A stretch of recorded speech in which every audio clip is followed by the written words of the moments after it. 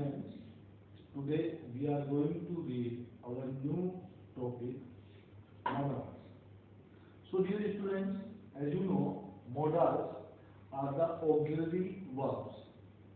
First of all, we should know about that what is modal or what are the modals. How can we define the word modals? So here is the definition which I have already written here, and first we have to read it and understand, try to understand that what is modal, how modals are working, and what is their next. So carefully, what are modal verbs? Modal verbs होती क्या है? Modals also called modal verbs, modal auxiliary verbs, modal auxiliaries. That means there are different ways to express the modal. Means in modals, mostly we can hear that people are saying that modal verbs. For example, can, could, may, might, shall, should, will, would. So all these things, many people are saying about them that they are modal verbs. Or the second name, modal auxiliary verbs. That means mostly people are saying that they are not helping verbs. They are modal auxiliary verbs. Means the second name, which mostly people are telling. Next is modal auxiliaries. So there are three types of names in which you can express modals. So all these things are special verbs. Means modals are special verbs which behave irregularly in English. In English language, we can say that modals are the different parts or different things which are irregularly behaving. For example, I do it. Clear? So here in this sentence, do is simple verb, ordinary verb. But if I am saying I can do it, so now here the meaning of this sentence is different from first one. That in second sentence I am saying, or the sentence is expressing that I have the ability to do that work, right? So can is playing an important role to express the sentence type. So are different from normal verbs. Normal verb से बिल्कुल different होते हैं. जैसे मैंने अभी आपको बताया, first one I do it, second one I can do it. तो I do it, do normal verb. Can do it, तो कैन यहाँ स्पेशल वर्ब के रूप में यूज हो रही है. Do normal verb. तो यहाँ पर आपने एबिलिटी को शो करने का काम किसने किया? Can. They give additional information about the functions of the main verb that follows it. वो एडिशनल इंफॉर्मेशन प्रोवाइड करवाती है. हु? मॉडल. फिर से मैं एग्जांपल आपको यहाँ एक्सप्लेन कर देता हूँ. I do it and second one is I can do it. So in first sentence we can say that do यहाँ पर ऑर्डिनरी वर्ब में काउंट होती है. But in second sentence, can do. So here before the verb of do, we have used modal can. तो यहाँ पर can में आपको एक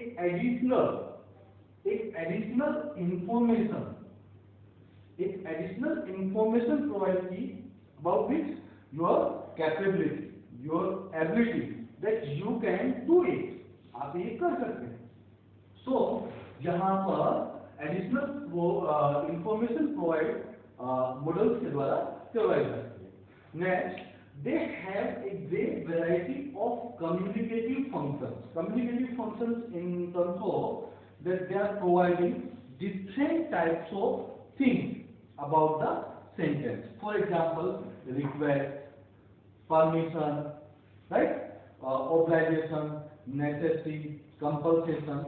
So all these things are provided, जिनको हमने अभी बोला एडिशनल इंफॉर्मेशन, किसमें कम्युनिकेटिव फंक्शन के रूप में यहाँ पर प्रोवाइड करवाया जाता है मॉडल्स के द्वारा।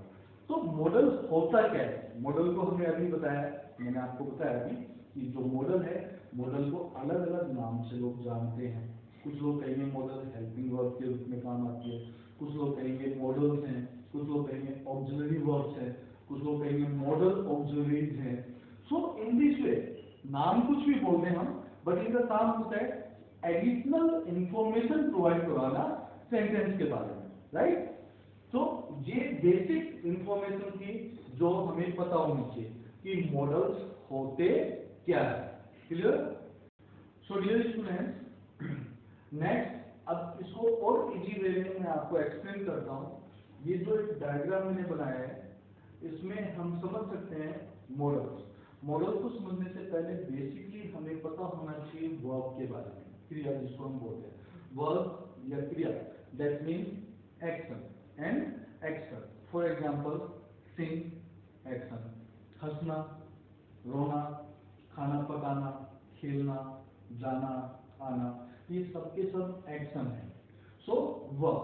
बट अब यहाँ पर वर्ब्स को अलग अलग तरीके से अगर डिफाइन करें, ये आपके हिंदी में भी शायद आपको आपने ये पढ़ा होगा, इसलिए मैंने हिंदी में भी इनके वर्ड्स लिखे हैं। So verb is divided into two parts. First one auxiliary verbs and second one ordinary verbs, right? Auxiliary verbs, that means सहायक क्रियाएं, means which are helping to show the or to express the motion of the sentence. Second one ordinary verb, क्रियाएं जिनको हम साधारण क्रियाएं कहते हैं।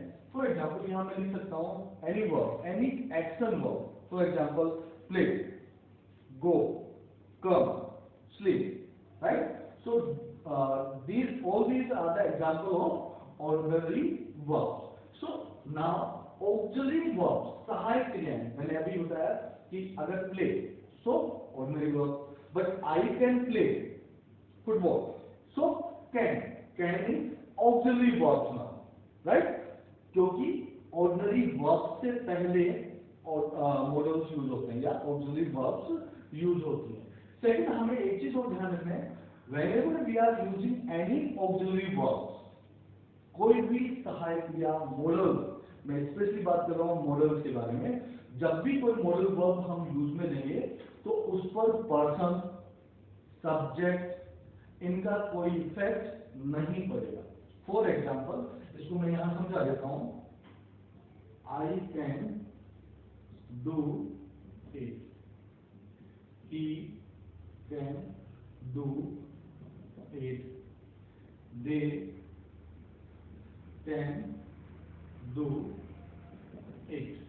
So now we can see here I, first person, but हम इसको प्लूरल काउंट करते हैं, he थर्ड पर्सन, लेकिन singular subject, he singular subject, they plural subject.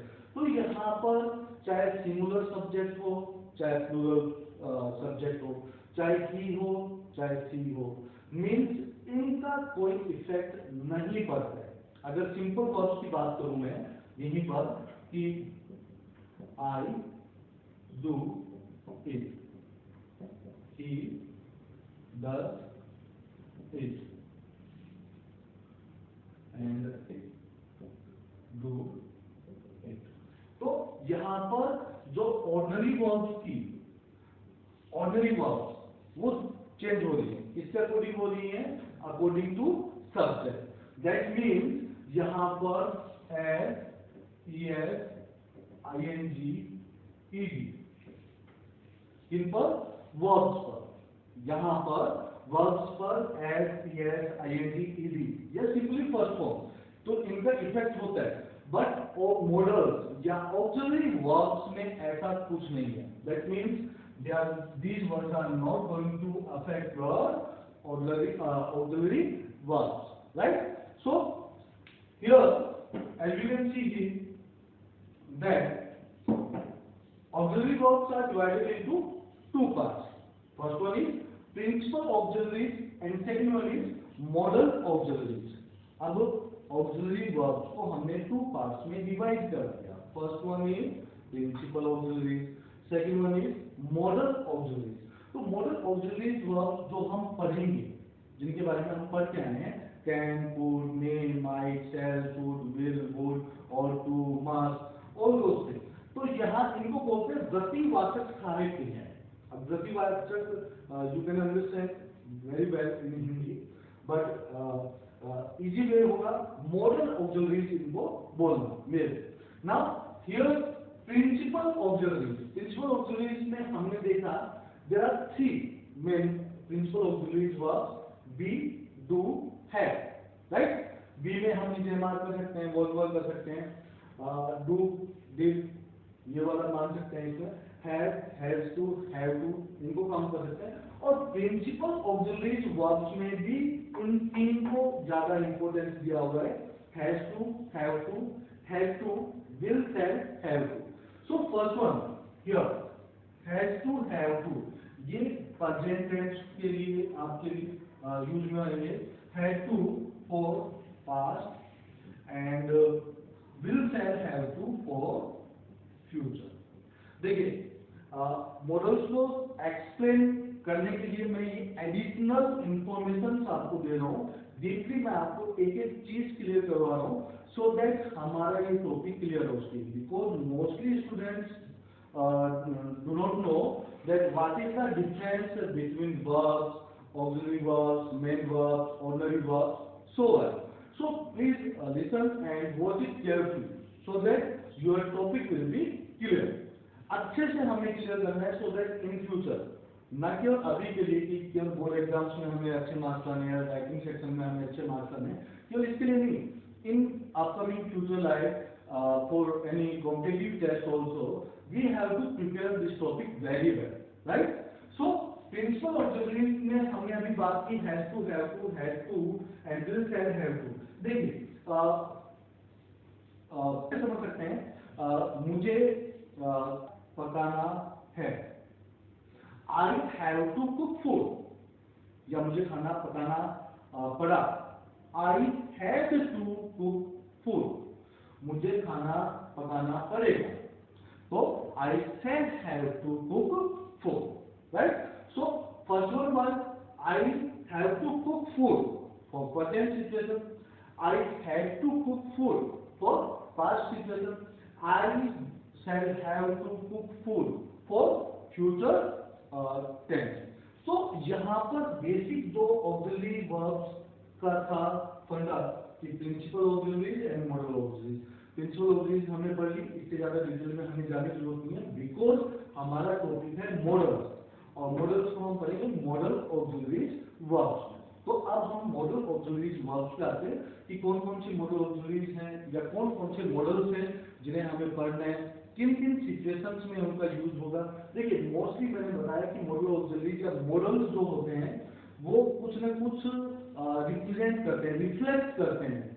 जैसे मैंने बताया परमिशन, रिक्वेस्ट, कमांड, ऑर्डर, तो इन सब चीजों को अब हम डिटेल से यहाँ देखते हैं, पढ़ते हैं।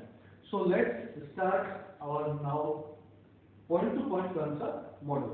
अब तक जो बेसिक इंफॉर्मेशन मैंने आपको प्रोवाइड करवाई है ये बेस है मॉडल को समझने के लिए, या इंग्लिश में वर्ब्स को समझने के लिए, बिकॉज वर्ब्स को समझना इतना इजी नहीं है। मोस्टली है बहुत इजी टॉपिक, बट मोस्टली बच्चे इन सब चीजों के बारे में नहीं जानते। So now start our topic modal. Okay.